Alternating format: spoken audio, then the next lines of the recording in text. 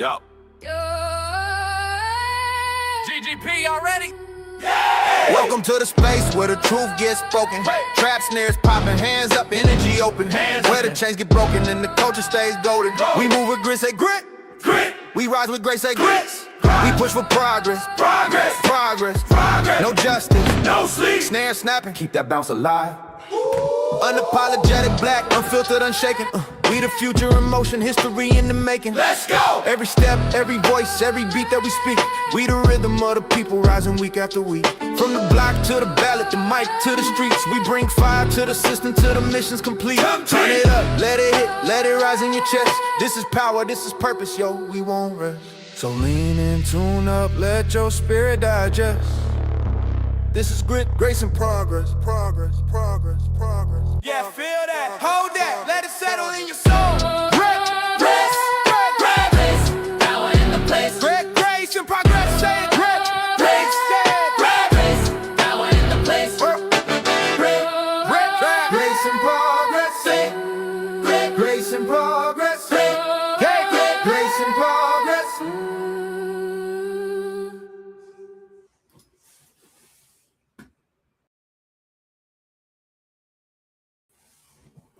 Yo, what's going on, everybody? This is Grit, Grace, and Progress. Every Monday we're doing this, right? Every Monday from 7 p.m. Central Time and 8 p.m. Eastern Standard Time. I'm here with my crew here. We got Greg, we got EB, and we got Bria. Let me see if I could change the screen up a little bit, get us all on there so we all look good in our shots here. Where are we at? There, where are we at, everybody? Down the side. I know. Get everybody in there. There we go.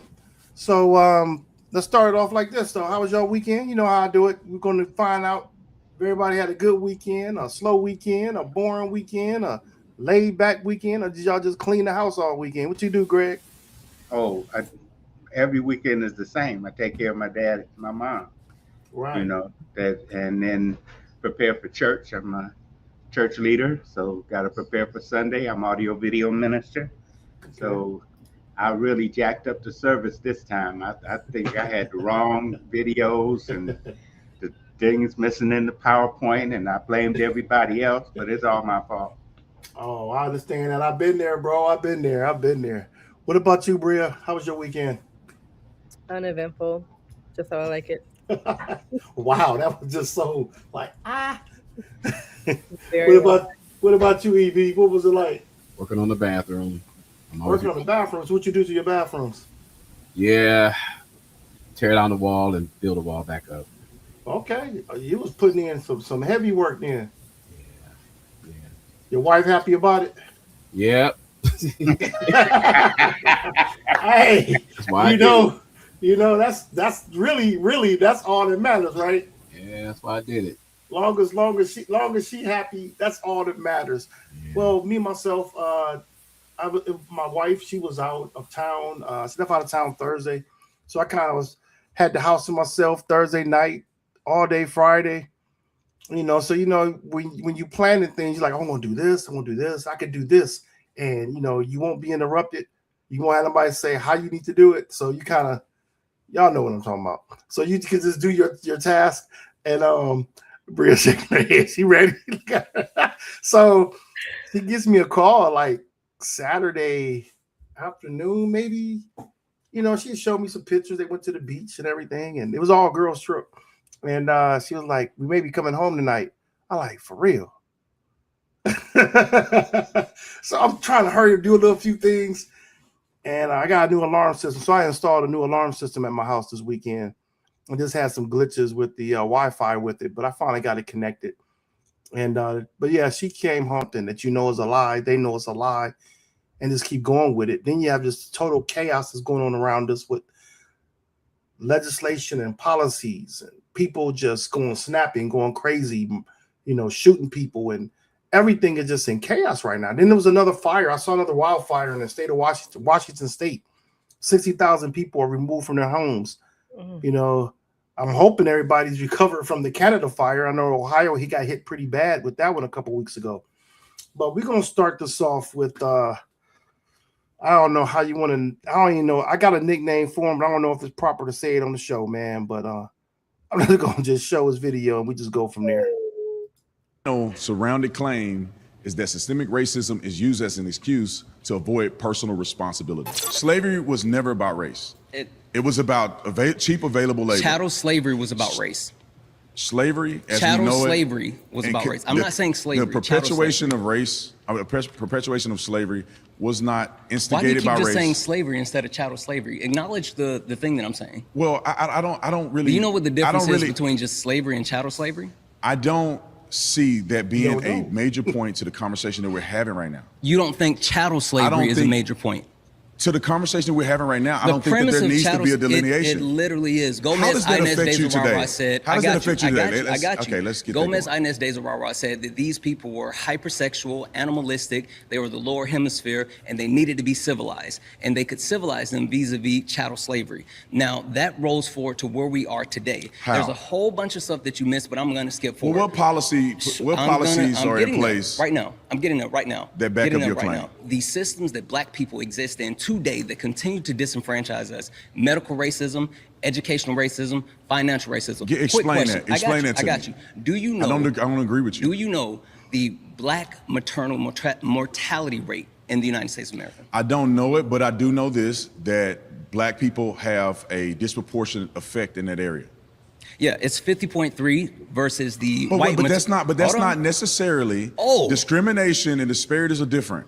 That's not necessarily meaning that somehow the medical system is intentionally discriminating against black people. It's literally medical racism. You gotta let me finish. You gotta let me finish. 14.5 when it comes to the white maternity mortality rate. Do you know what the infant mortality rate is?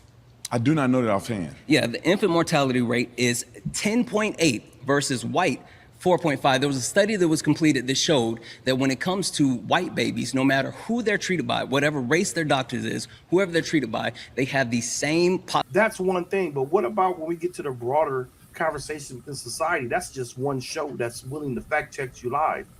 What about those that don't? And so, again, I'll come back to the first part of that question was the responsibility of public figures with large platforms like this guy has now because of what he does. When does the opinion cross into misinformation and who checks it? Let's go with you, EB. First of all, it's entertainment. It's entertainment. There is, we talked about this before, there is very little interest in truth. Way before Trump got into office, and now is even more prevalent because it takes a little bit of work to fact check. Some people don't want to have to fact check. They would rather hear what's being said and accept it because it takes a little bit of work to be Googling and going to the search engine and trying to fact check things. Mm-hmm. So it's entertainment. That's the first thing. The second thing is the people that makes the loudest noises get the most attention. Right. And so, I mean, whether you're talking about Tatum or Trump, right? One of the reasons why we even talking about Trump at all was because he used the art of media to get attention, to draw attention to himself, right? There was sometimes he would have been paying for public broadcast at all because the media who said they hated him was broadcasting his stupid comments so much that gave him free publicity. It's the same thing with Brandon. It's entertainment. And as long as you have an entertainment mechanism inside of media, you're going to always have misinformation. Right. Got you. What about you, Bria? Yeah, I agree. It's entertainment, but I think that right now in this age of social media, influencers have more of an impact than they have had in the past. And I think that people who don't fact check and who just take him at his word, I'm not gonna lie, not many black people. There's not a lot of black people that actually rock with Brandon Tatum. So I'm not really worried about us there. But I am worried about the youth that hear this misinformation coming from him and people like him, because they repeat it. And this happens all the time. They just regurgitate the stuff. Like nobody fact checks it. They just continue to parrot these opinions. And in that same Jubilee episode, Brandon Tatum said something else that was really, really concerning. He gave his own take of the Tulsa massacre. And that's one of those things that I am worried about, because when you have his take and you have youth that are conservative that are listening to his take and they agree with his take, and we already have all these tensions around race relationships in the United States, it just adds fuel to the fire. So I think influencers have a huge responsibility to accurately report on these things, because the kids are watching. Quite literally, the Right. kids are watching. Totally Um, agree. and so who checks it? Other influencers. I think that when you decide to be an influencer and you decide to be on these political platforms or whatever platform you decide to be on, I do think when you come across misinformation, it is your responsibility to check it, because you're playing in the same arena. You may be on different sides of it, but you're playing in the same arena. And at the end of the day, you should want the correct information to be out there. And because you decide to be a part of the system that's pushing out the information, you need to correct it. I feel strongly about that. Totally agree with that. What about you, Greg? What are your thoughts?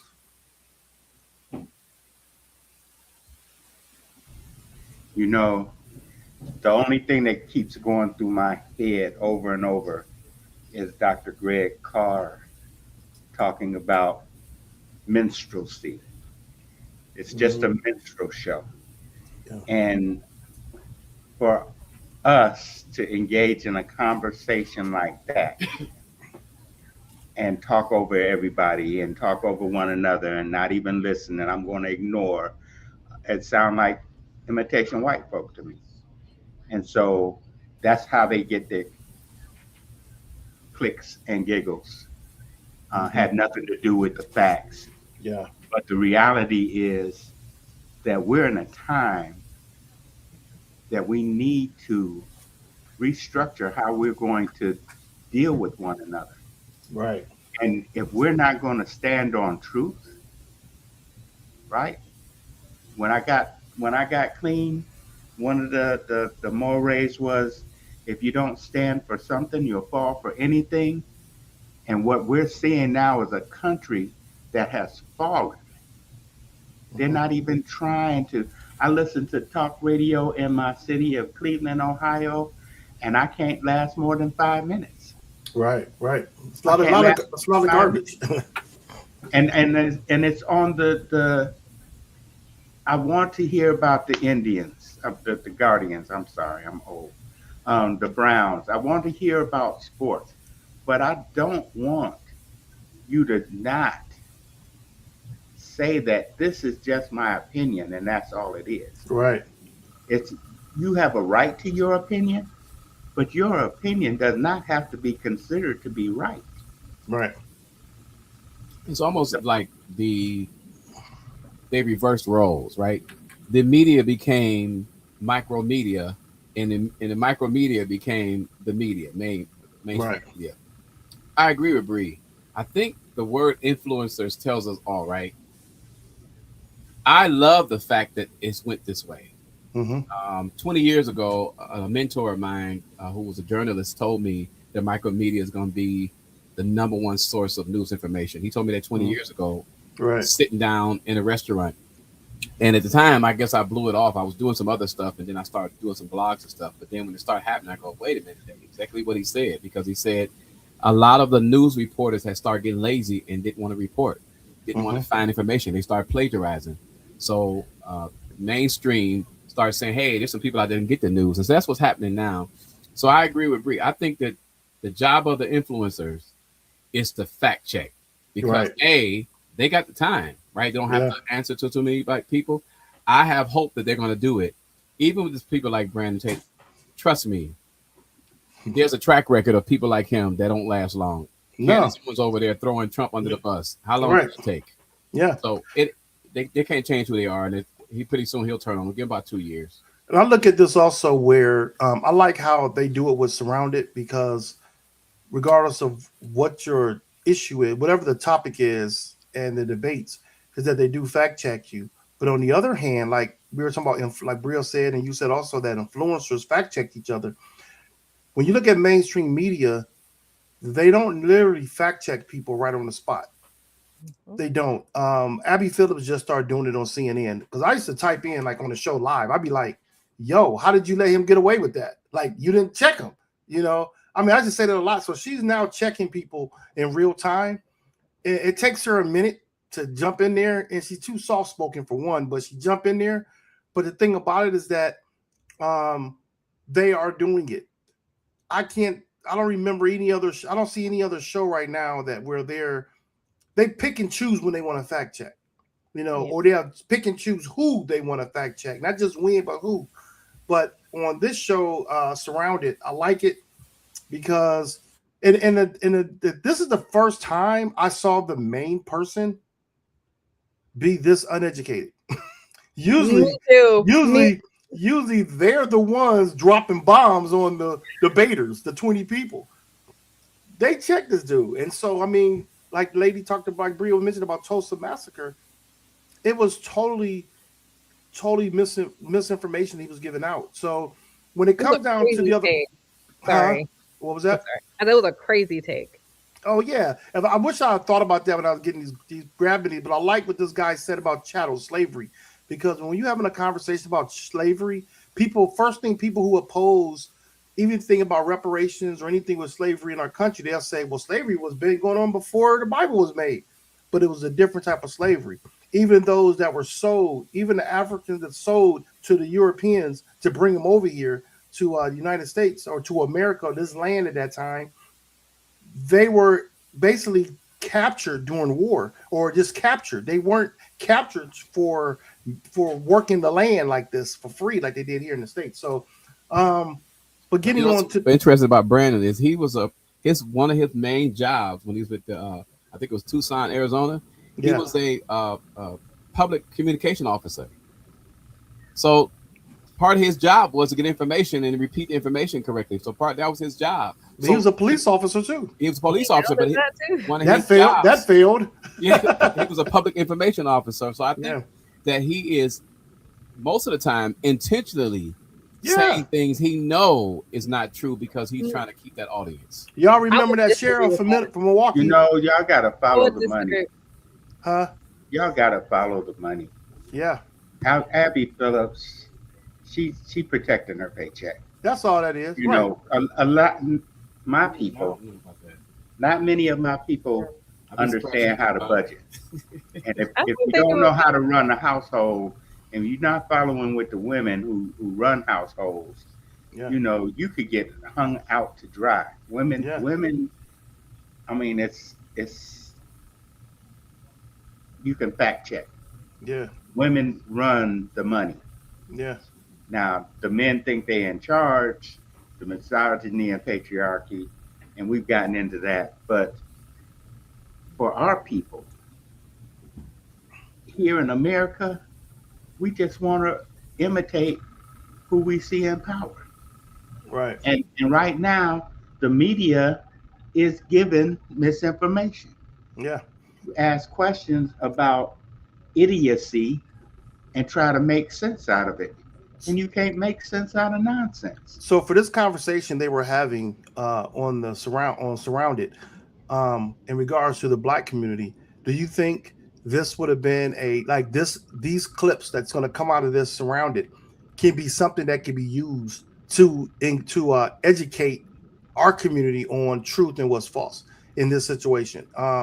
Because there were a lot of conversations, because during this 2024 election, there was a lot of young college age Black people, mainly Black men, who went and voted for Trump. I ain't gonna say a lot, but it was a small percentage that voted for him.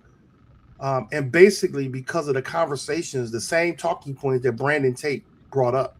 He brought up about policing. He brought about immigration, about them taking these jobs from Black people. He talked about all these things that were not true.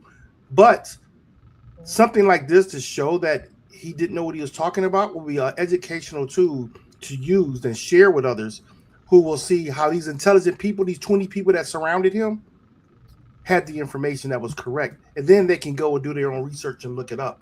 But it's not too many clips you can find where someone is actually lying and they're checking them in real time with the correct answer. What are you gonna say, Bree? So sorry. Um, I was just gonna say that I forgot what I was gonna say. Oh, you can't do that. I know. I'm so sorry. I No, I had a think he was going to disagree with me. Something I said. I'm past that. It was oh man. That was a good point. Carry What was on. it? Whatever clips come from this, Yeah. they're going So to let the robot spin it out of control, and it becomes a moot issue because nobody's trying to do better. They right. just want your attention. Agreed. And I've had somebody ask me about it, about Yeah. attention seeking, and man, I love Yeah. my people. I'm Yeah. gonna help my people, but I'm gonna take care of the children. You know, I got a Got you. 5-year-old who tells me I don't feel like it. That's something I could never tell my mom and dad. Right. Got I you. don't feel like it. I Right. didn't ask you So to feel like I told you what to do. right. So But that's what they hear. so this past weekend there was at an In-N-Out burger. Uh it just reminded me that violence isn't confined to just certain neighborhoods. And it's this is another thing that we were talking about during the pre-show, that you see a lot of these you see more and more in these public spaces, primary shopping areas where violence is happening, and it's happening in everyday spaces. Once considered safe. You thought you can go to a grocery store, to a shopping mall, and be safe. And I just wanted to show you this clip from this shooting that happened in, I think it was Idaho, at In-N-Out. It was in a crowded shopping area, and this is the news clip from it. Investigators remain on the scene in Idaho following a mass shooting at an In-N-Out restaurant. It happened there on Saturday. Yeah, this all happening in Twin Falls, Idaho. Authorities have now identified the shooter, but his motives remain unclear. Fox News correspondent Max Gordon has more. Our community experienced a tragedy that has shaken us all. Incidents like this leave an impact that reaches far beyond the scene. At least 3 people are dead and 7 others injured after a gunman opened fire at an In-N-Out restaurant in Twin Falls, Idaho this weekend.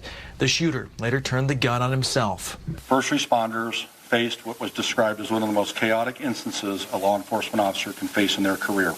Local authorities have identified the shooter as 24-year-old Chad Williams. Police are still working to determine a motive, but feel confident he acted alone and say his family is cooperating. Law enforcement also confirmed there was an off-duty state trooper and a citizen who actively engaged with the suspect. We believe their actions helped drive the suspect away from the scene, preventing further casualties. The FBI is also on the scene and helping with the investigation. There are potentially hundreds of witnesses who need to be interviewed. Sam Farrell is one of them. He says he was near the In-N-Out and heard popping sounds. Then he saw people running. I remember just seeing people running, screaming. Somebody was saying shooting, shooting, shooting, and running the opposite direction of where I was driving to. The president of In-N-Out Burger confirmed one of the people killed was a restaurant employee. That's deep. But one of the questions I want to put to you guys is, I think we know the answer to this, but are we becoming desensitized to shootings in routine environments? And the reason why I asked that question, because I don't know when we brought it up, Bria was like, what happened?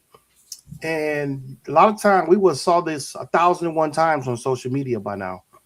I didn't see not one clip of this on social media. The only reason why I did see it, I was happened to be clicking through YouTube on Saturday. I think it was Saturday when this happened, Saturday or Sunday. I was clicking through it. I just happened to see live. You see the live banner right there showing this live. I clicked on it, and then they was talking about the shooting, and my heart broke because I'm like, wow, all these innocent people. And it doesn't matter your neighborhood or anything. Do you all feel the same way? We're getting more and more desensitized to these type of shootings where you don't even see it anymore. You're muted, Bria. I think I've been feeling this for a while.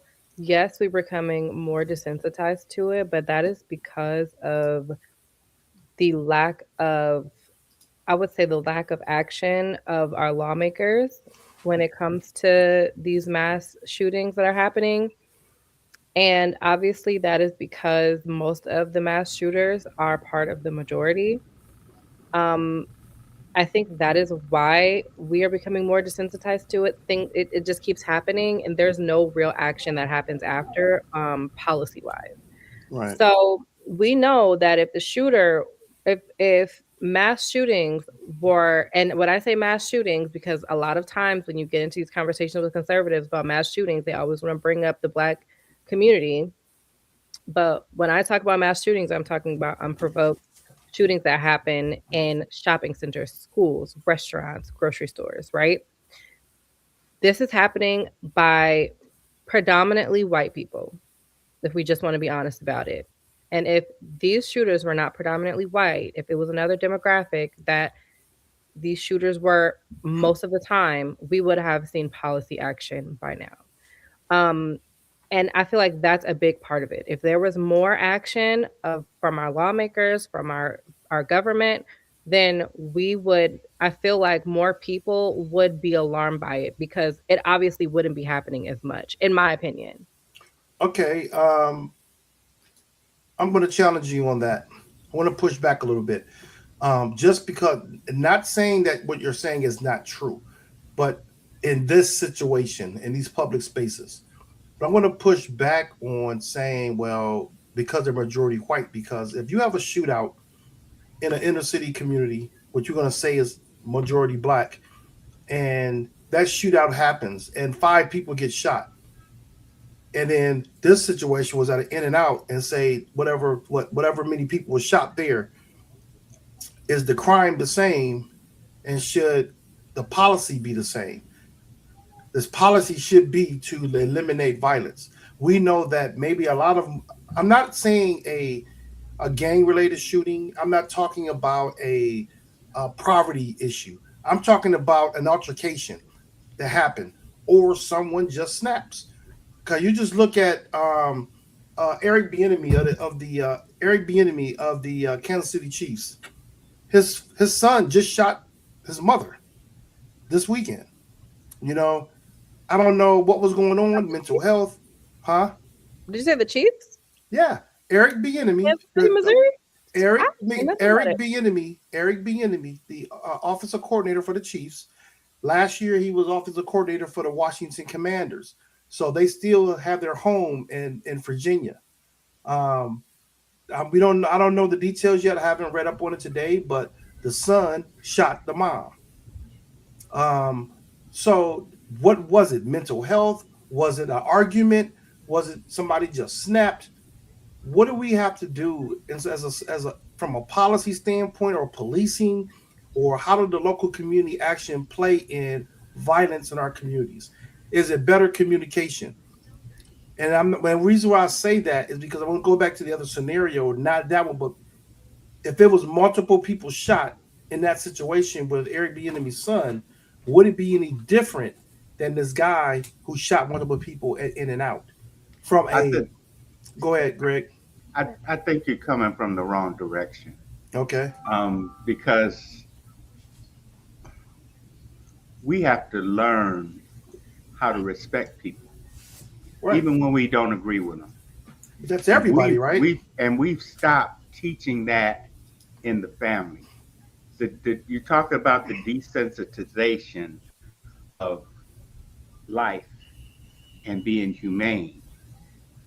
You have to show humanity, and you have to teach the children how to be respectful and humane. Otherwise, they're just going to echo how you behave. And that's how we have dropped the ball on that. Mm-hmm. It's that my generation got so caught up into chasing a dollar and getting the money right and doing all these things that we created latchkey kids, we created babysitting schools, we created everything that kept us from teaching what my parents showed me, what my grandparents showed me about how to take care of the community and know your neighbor. Don't have to agree with them, don't have to like them, don't have to be in their house, but the neighborhood you allow the children to be children, and our children are dealing with adult issues. That's the problem. I don't know how you can't legislate that. You can't make a law that's going to correct that. It comes from what we do. When I say policy, I mean simply we have a gun issue in the United States. Okay. These shooters, these mass shooters that we see, another two things. One, the mass shooters that we have seen recently, and actually most oftentimes, they have legally obtained firearms. Okay. Right. Great. Two, if this is off subject, kind of, but it really frustrates me that it is hard to find a picture of Chad Williams, the shooter. Because we know, again, if this was a black guy, if this was I wouldn't even say an Asian guy, if this was another guy that wasn't white, then his face would be plastered. And I'm not talking about just his face. They would have found a sealed document with his mugshot from 15 years old, and they would have plastered it all over the internet. But nonetheless, back to the topic, these shooters are using legally obtained firearms. It's much different than when you have gang violence. And I honestly think that gang violence should be its own category. I feel like when you group all the mass shootings together, you really do not get the full scope or the full understanding of the issue that we have with schools being shot up, with restaurants being shot up, with shopping centers, it's ridiculous. And it's not the same as poverty-driven violence. Well, that's why I eliminated. That's why I mentioned earlier. I said when I pushed back, I said this is not the same as a poverty situation or a gang violence. Exactly. I said why you can't use the inner city because it doesn't have. No. What I said was there are random shootings of altercations and people shoot up many people. We've seen that happen. People are shot as bystanders. It happened. It happened in Dallas at a strip club. People got in an argument. They start shooting. Bystanders got shot. That's the comparison I'm using. No. The same thing I'm saying is that multiple people got shot. What are we doing as a community for is what I'm saying. Whether it's mental health, whether it's community intervention, whatever it may be, what I'm saying is that multiple shootings. I'm not comparing gang violence or any of those things. I'm saying multiple people got shot in one instance at an In-N-Out Burger, and an instance where people can get shot. And you don't even have to use inner city. You could just say black people in a middle class suburb of multiracial people. All I'm saying is that multiple people get shot, and the shooter is what I'm saying is there was a white shooter. We assume because we don't know in In-N-Out Burger. We don't know. White. We do know he's white. His name is Chad Williams. You said you saw it. You said you couldn't see a picture of him. I found it after a deep dive. Okay. See, I didn't even deep dive. I just assumed he was, which is crazy. So that's why I was saying this. Not to.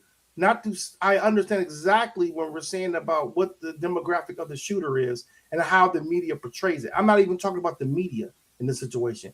I'm saying is how do community, like Greg always mentions about community coming together as a community, how do we keep each other, just be able to love on each other enough to where we can check on our neighbors, check on see if people are okay, see if things are going right.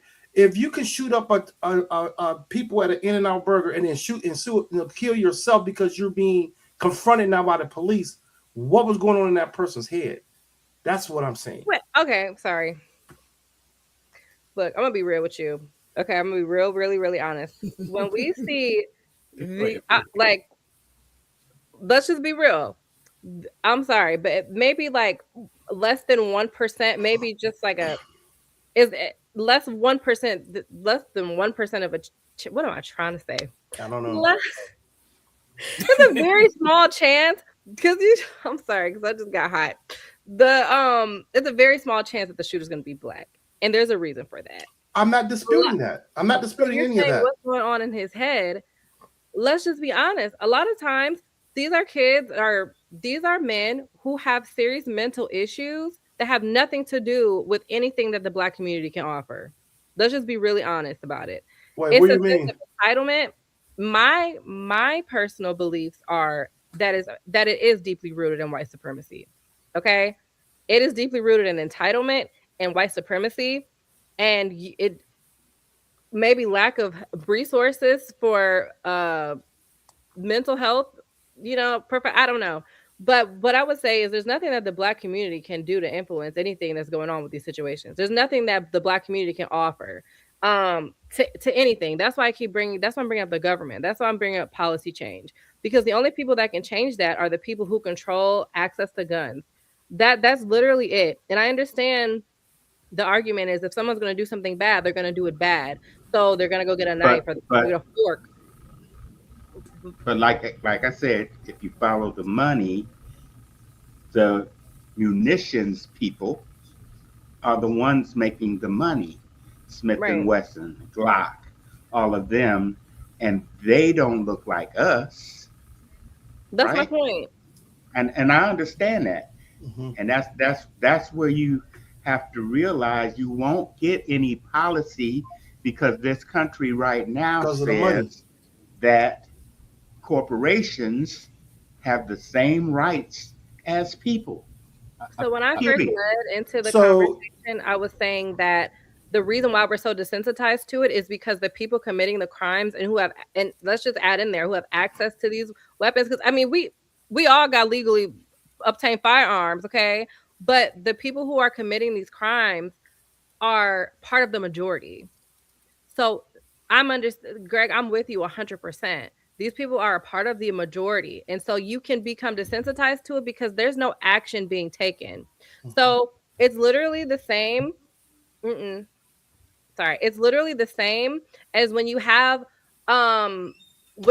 repeated violence against Black people. You have repeated violence against Black people from white people, and nothing comes of it. If you don't see groups of people protesting, it becomes just, oh dang, they got homeboy again. It becomes something that you're desensitized to because it happens so much without any action being taken.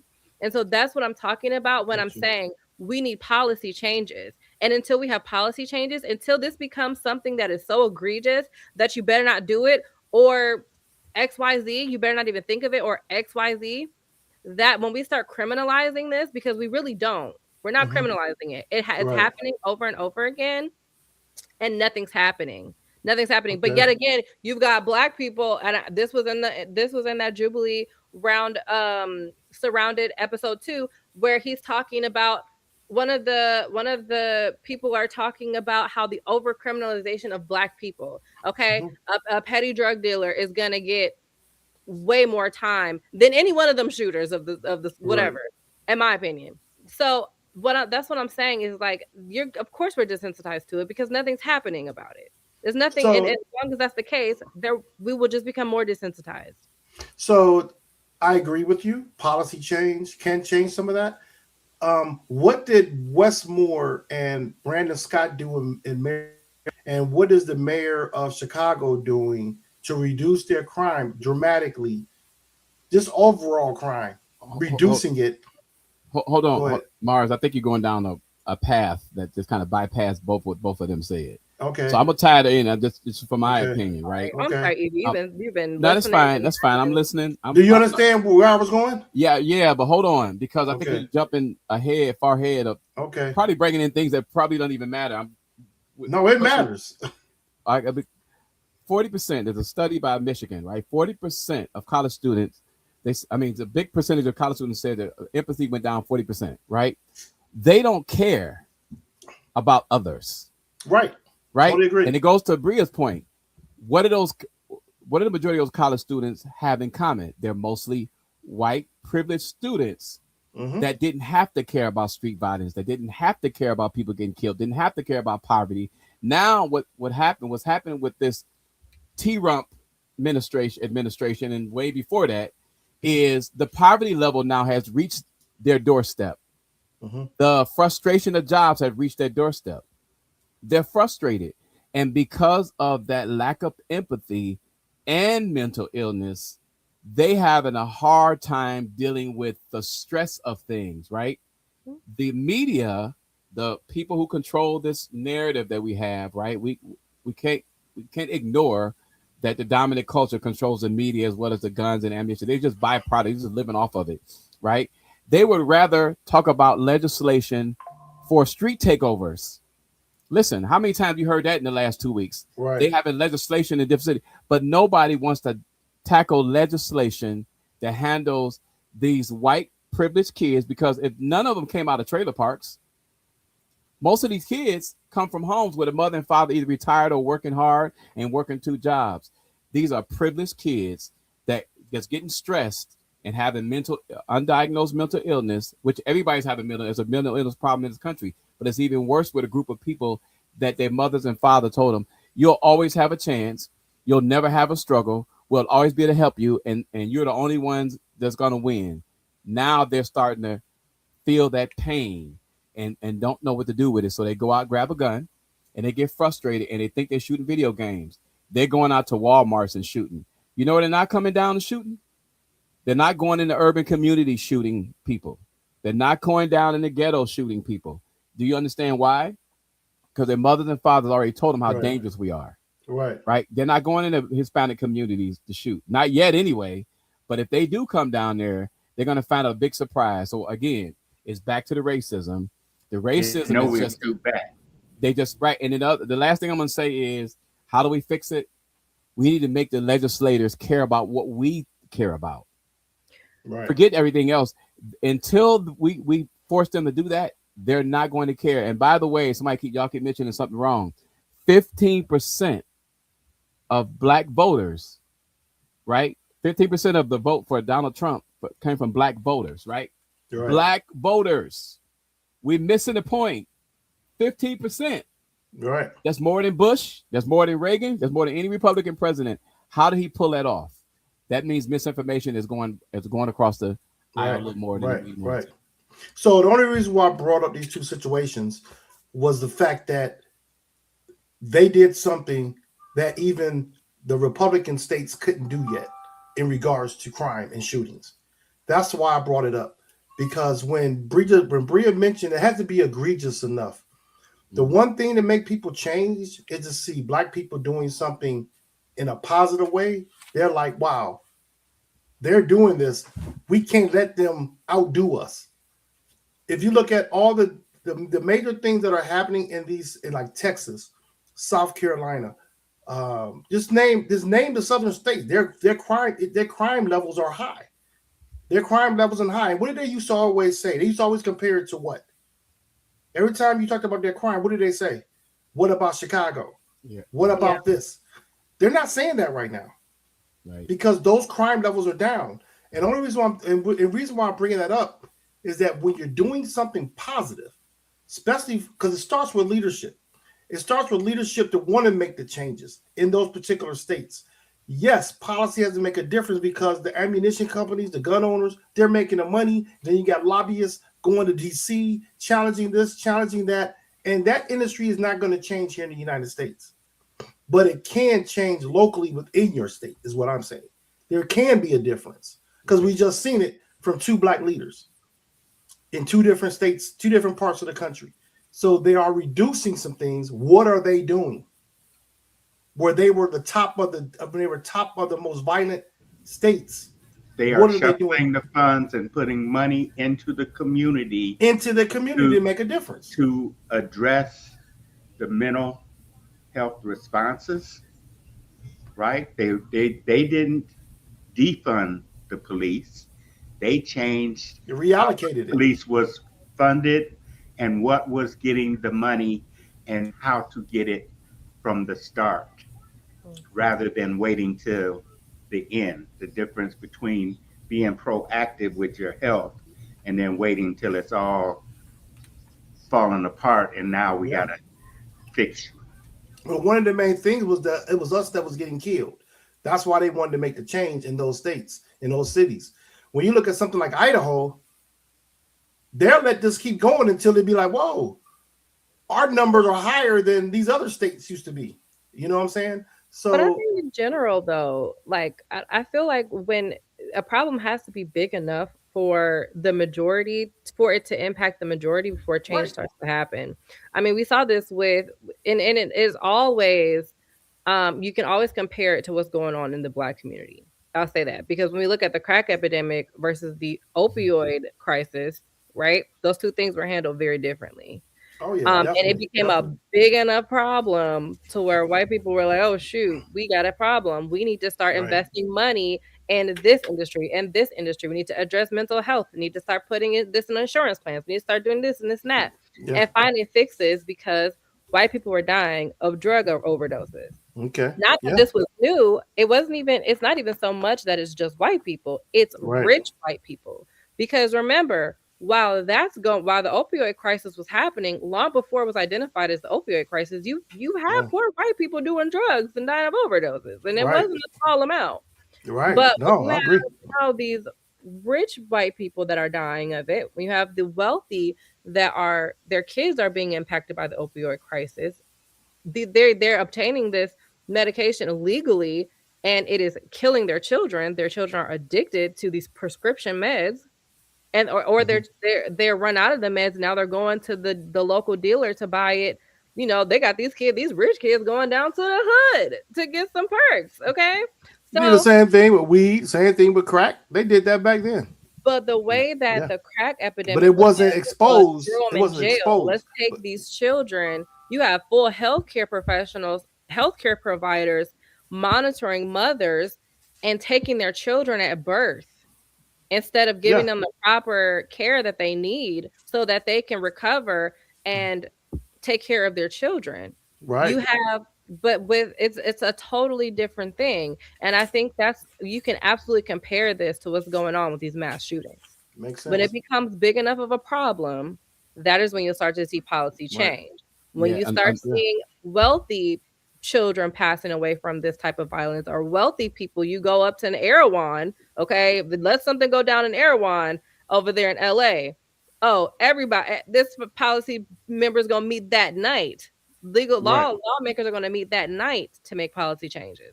Well, I guarantee you that if it happens again where it happened at within a year, all they got to do is happen one more time.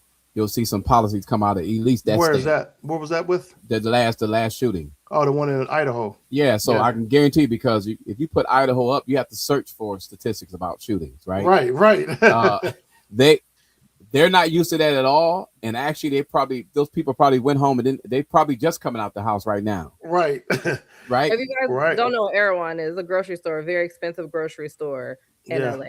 I'm gonna put that out there. Yeah. So there was a couple more things. We're not going to get to them today. I'm going to just touch base on them right quick.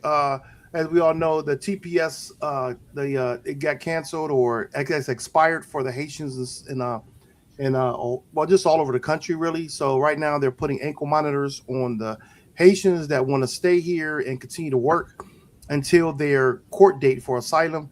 And then you have those that decide they're going to deport them, and they're going to give them $2,600 to go to a country that they ran from because of the violence. So that's kind of where we at with that. And the second issue was with the reflection pool. We found out, this week that the courts went ahead and went against Donald Trump with the reflection pool by saying that I think his name is Mr. Hearn, I think it was, the Olympian. They said he cut the pool or whatever, which was garbage. But we found out it was just a botched job because it was a no bid. It was they just gave the contract to somebody, and they did a crappy job.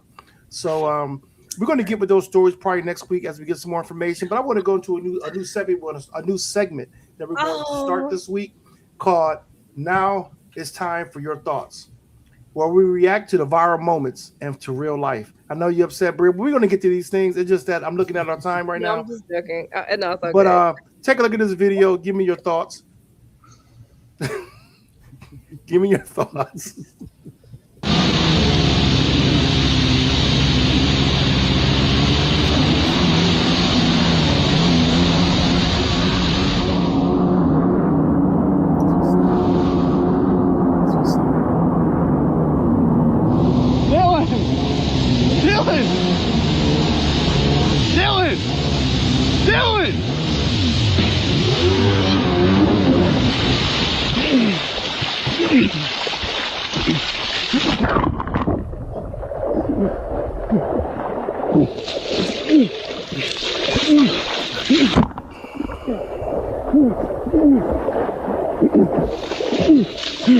Come here. I got you. I got you. I got you. I got you. I got you. I got you. I got you. Are you okay? I got you. I got you. I got you. I got you. I got you. I got you. I got you. I got you. I got you. I got you. I got you. I got you. I got you. I got you. I got you. I got you. No, somebody drag me. I need. You good, Dylan? No. No. When an ambulance? He went through the dock. It almost made me throw it. I'm just be honest with you. Okay, I showed this video because a couple weeks ago, we remember that EB had mentioned how people can do a show like Jackass and become famous. This guy's gonna probably get a lot of clicks on his page now because of an accident. And some of these influencers, I understand the hype, the adrenaline rush of doing a stunt, because that was a stunt. And I haven't found out yet. I got to do some more research on what causes man to pass out. Anything. I mean, I know what caused him to pass out. Wait a minute. Wait a minute. Well, I think you should pull a permit. I think when you're doing these kind of stunts, like Evel Knievel had to do, right? Remember that? He had to post bonds. He had to get insurance. I think that if whoever's with them should be, I'm sorry, I would love to see them prosecuted as well. Because if we do not stop that was dangerous. If we do not stop this, our kids are watching. It was AI.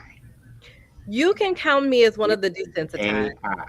I will say this. I don't think it was AI. I think, because I don't know why these people keep trying to go play on Oscarville, on Lake Lanier, Them ancestors was not playing with that man. Yeah, that was Lake Lanier, by the way. That's all I'm going to say.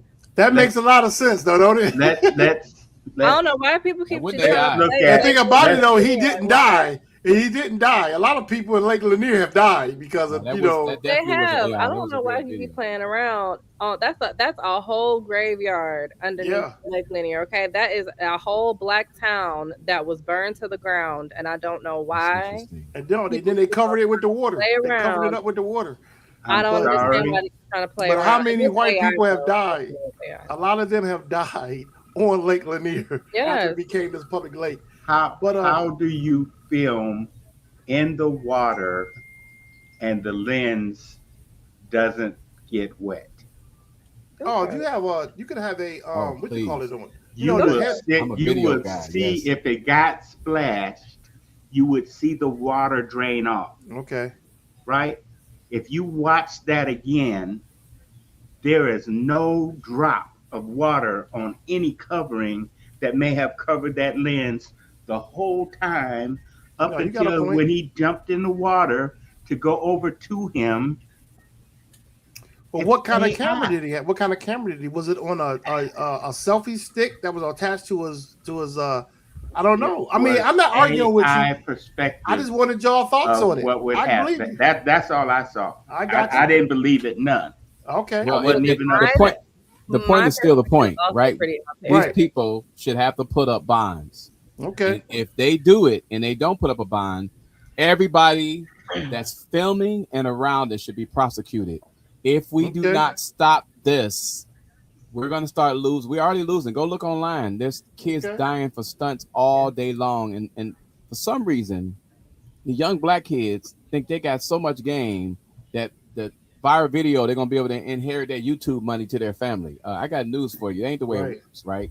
So as soon as they go viral, YouTube gonna make some money, and they're gonna pull a video, and they're gonna own the video. That's just the way it works. Right. Ain't no black people. I'm gonna move. We see black people out on the lake like ain't no black people doing that. No, we ain't gonna go backwards on nothing. But I'm gonna. They might do it on a motorcycle. I've been seeing many crashes. But I'm gonna go to the next one. Get your thoughts on this video here. That was stupid. I'm sorry. Hey, baby girl, how's it going? Who the hell is this calling me baby girl? This is London. I know it's been a minute. Maybe they have like 20 years. Nigga, what you doing calling me? Nah, I was just calling because I got something to run by you. I think we have a situation and we need to figure it out. So now, what kind of situation could we have after 20 damn years? You got a 20-year-old son, right?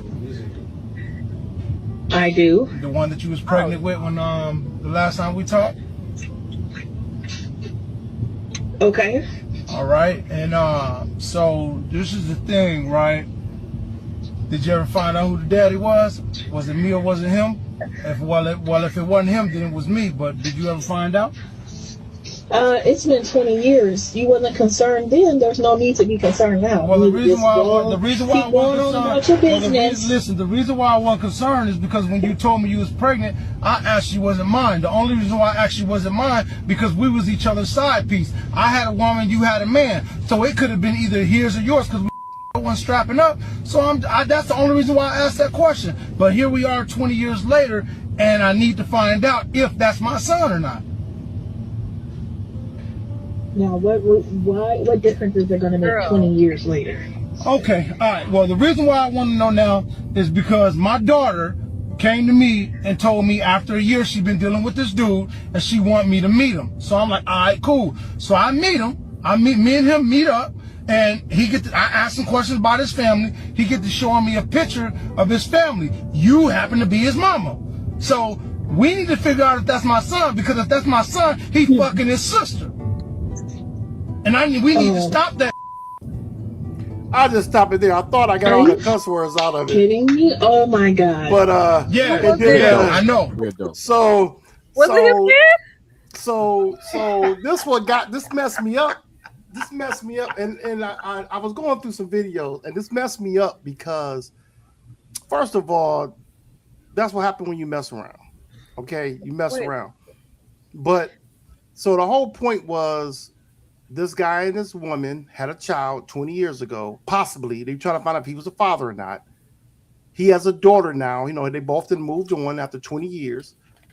And the daughter's dating this guy for over a year. And it's possibly that could be his son. So that means the son and his stepsister have a relationship. No, and not stepsister, half sister. Yeah, half sister. So the kids don't know, you know what I'm saying, because of the fact that parents trying to hide what's going on. That kid should have been a DNA test if she was with somebody already and got pregnant. So, thoughts? I need to know the results before I give my thoughts. Okay. Well, we don't know yet if that's the father or not. Is this real or was this a skit? I need to know. Was this a real? You just take the scenario. What are your thoughts? The truth is the truth. So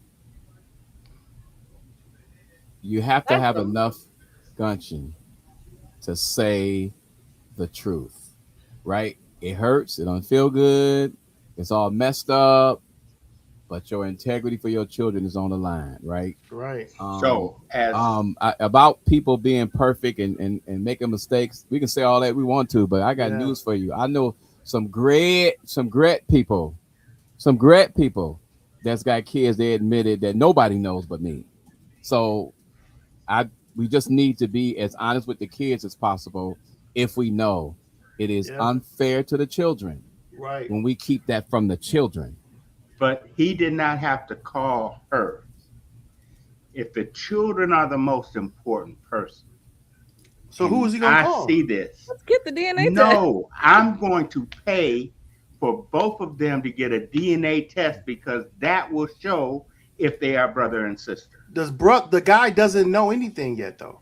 But to be fair, it's not like So my thing is, both of them are irresponsible because they should have got that DNA test 20 years ago. That's number one. Number two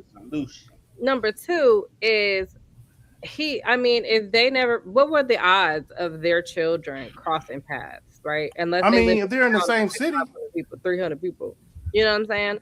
So if they live in that kind of small town where people really bumping shoulders like that, that's his fault. But otherwise, he had no reason to believe, especially first off, that video got worse every second. Right. I'm like, side piece. You know what I'm saying? Right. Side piece. What in the world? So, they should have did that test a long time ago. But then again, you have to think when something's really bad and you're in a pickle. Yeah. A lot of times some people just shut down and just be like, I'm gonna ignore this. I'm just gonna ignore this and let this elephant just be in the room with me for the rest of my life. He should have got that test, and she should have done the test. She should have done the test. Right, But she should have a while ago. I agree. maybe she did the test and it wasn't his, and she just never told him because she just felt like that was Well, it. he was with somebody. But he should have definitely been inquiring about that. Both of them are to blame. But that's Irresponsible parents. Irresponsible parents. Yeah. So I got one more for y'all. We're gonna move on. We got one more right quick because I know Greg's gonna be running soon. But this is a little on the funnier side. On a funnier That side, was I'm funny. gonna let y'all see this one. Let y'all see this one.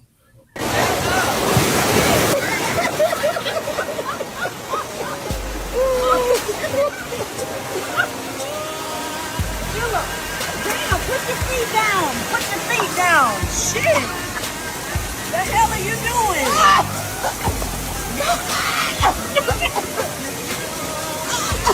Yo, why you gonna put your feet down, bro?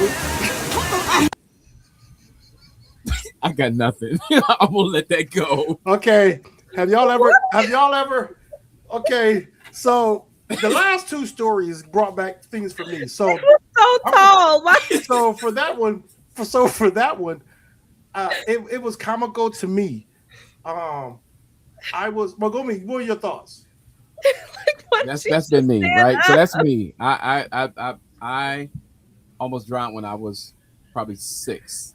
So I do not, unless I control it, I don't want water over my face. Period. I have to be able to in control of that. As long as I'm controlling that, I'm okay. But if it hits me, I'm a panic. So I don't even go in places like that where you don't know how deep the water is and coming down because you don't know what's going to happen. Right. That frustrates me. So I don't do things like that, but I get it. I felt her pain. You can be so disoriented going down that you like, oh, and it get in your mouth. As soon as it get in your mouth and up your nose, right. You don't think. Yeah. You don't think. No. So it took me back to my dad. For a minute, Greg. That's right. The lady was working with her for a minute. She was floating on her back. So we went to the Bahamas, right? So we went to Atlantis in the Bahamas, and I went down the slide. I mean, that brought back some thoughts for me. I was on this slide like that, and when you go in this slide, it's pitch black. You don't see anything. You just know you're swirling around down this tube, and you fall into this pool of water. Well, I went under the water and I got up, and I realized something ain't right. My glasses fell off. And I didn't realize I was having and the thing about it though, everything was dark. You know, you was in this dark room because you went into this pool, but it was like an inside of something that was real small. And it's dark. I couldn't see. I'm looking in the water like I can't see. So the guy had to go down and dive at the bottom to grab my glasses for me and bring them up. So that was a memory. But also the video before with the guy not knowing if that was his son. I had this when I was in 8th grade. This girl liked me, right? And she was coming up to me, every day she would come and try to talk to me. And her name, I can't remember. I don't want to say her name because I want to say it wrong. But anyway, we exchanged phone numbers. And we had talked a few times. And then she called me one day and said, my mom wanted to know, do your grandmother live at her address? And I was like, yeah, that's my grandmother's house. And her mom was like, that's your cousin. So... And then like a couple years later, some years later, like as an adult, Bree and Bryce was born by then. But they were real little. But we ended up going to a family reunion at these people's house. They was in the 55th Street area. And so those two videos it was kind of laughter for me when I saw these videos. I was like, wow, you never know who you're gonna run into and who you meet.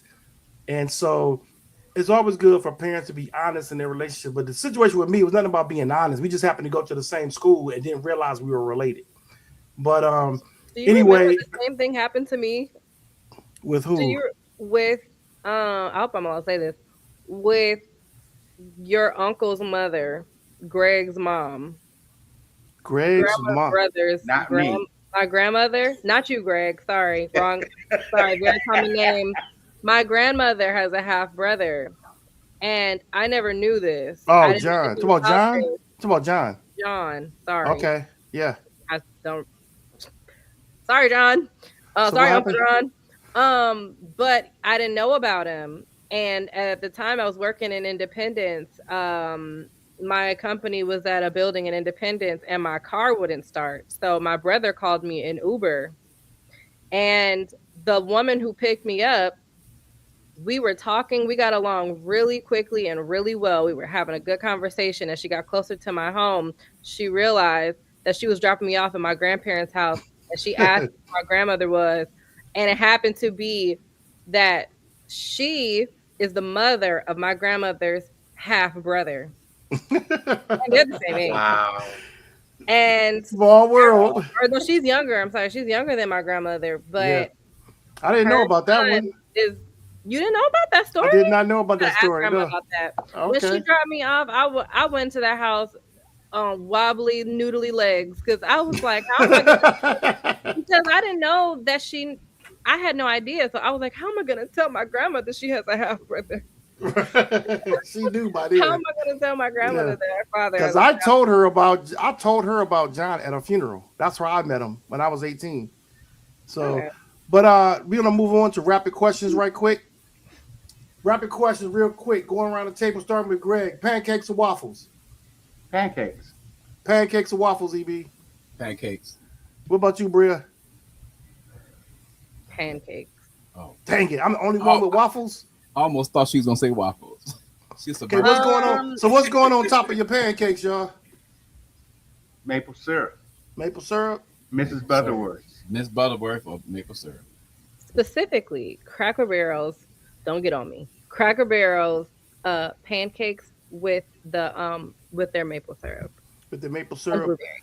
I got the They better be buttered too. I got the I forgot what kind of maple syrup. We got this all natural maple syrup that we started getting, but Miss Butterworth is like a strong second. That was my pancake syrup since I was 5, I think. If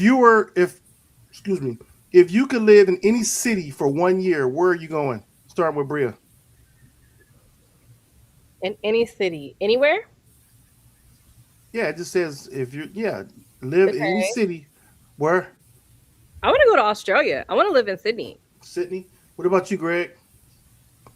I'm going back to the Bahamas, Great Exumas Island. Got you. What about you? EB? Trelawney, Jamaica. Jamaica. For me, I want to check out Costa Rica. It doesn't matter what city. I don't have a particular city yet, but I want to try Costa Rica. I know someone who went down there who teaches Spanish and went down there for summer to hang out. I heard it was really cool.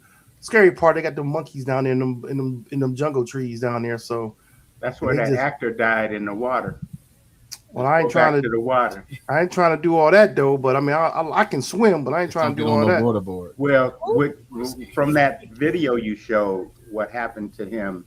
He got caught in a rip current. Oh, and wow. He was not an experienced swimmer. So that disorientation kept him from being able, because he was with another guy who was a swimmer. Yeah. Sure, it's like I'm crashing into the dock. Yes, his wife and told about the story about what happened. Wow. And that disorientation in the water. Yeah, it's real. It's a real thing. So here's the last one. So someone you haven't talked to in years asks you for a favor. I will say a financial favor. Are you hearing them out or are you keeping it moving? Greg? I don't do favors. EB? I give the money to him if I can afford to give it to him. Bree? This has actually just recently happened to me. I have a friend, I'm not gonna say her name, but from high school, and she asked me for some money, and I only had like $4 to give her. To be honest, Yeah. I gave her whatever. I had $4 in my account. I sent her the $4. Yeah. I tend to do it. It depends on the situation, but I've done it recently, but it was one person who bugged me a lot about money. So when I started putting him to resources to help him make money, we found out he didn't really want to do the resource. He didn't want to put the work in to get the money. So that's why I say I don't do favors. Yeah. So I stopped doing that. If So you ask me for money and I got it, you can get it. Right. But so it's not we air this. I don't want people to start calling me though. It was a Cash App account. don't mean okay? yes. I got Favor more don't than mean $4 to my name. Right.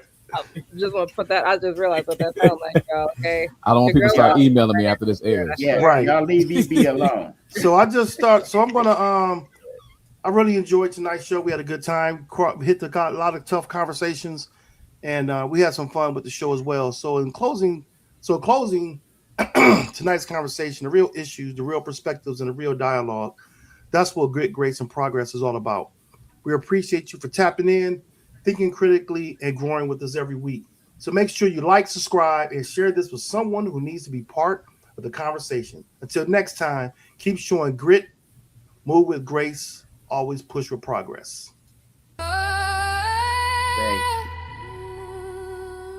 Yo. GGP already? Yeah! Welcome to the space where the truth gets spoken. Trap snares popping, hands up, energy open. Where the chains get broken and the culture stays golden. We move with grit, say grit. Grit. We rise with grace, say grits. We push for progress. Progress. Progress. Progress. No justice. No sleep. Snare snapping. Keep that bounce alive. Unapologetic, black, unfiltered, unshaken. We the future in motion, history in the making. Let's go! Every step, every voice, every beat that we speak. We the rhythm of the people rising week after week. From the block to the ballot, the mic to the streets. We bring fire to the system till the mission's complete. Turn it up, let it hit, let it rise in your chest. This is power, this is purpose, yo, we won't rest. So lean in, tune up, let your spirit digest. This is grit, grace, and progress. Progress, progress, progress. Yeah, feel that, hold that, let it settle in your soul. Grit, grace, grace, power in the place. Grit, grace, and progress, say it. Grit, grace, power in the place. Grit, grace, and progress, say it.